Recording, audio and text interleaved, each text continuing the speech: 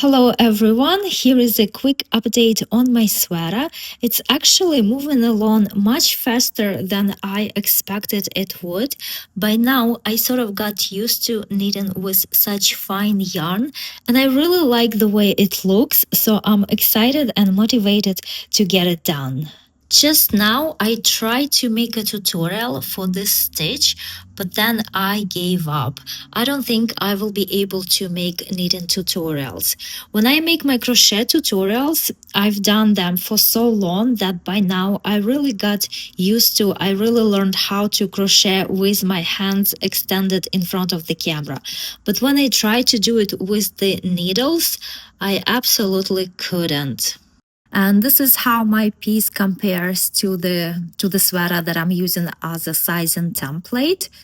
I already knitted half of the back panel. I don't think I will be making any shaping over here. I'm gonna knit it straight. I believe that is called a drop shoulder kind of sweater. So yeah, it's moving along quite fast and I'm really excited.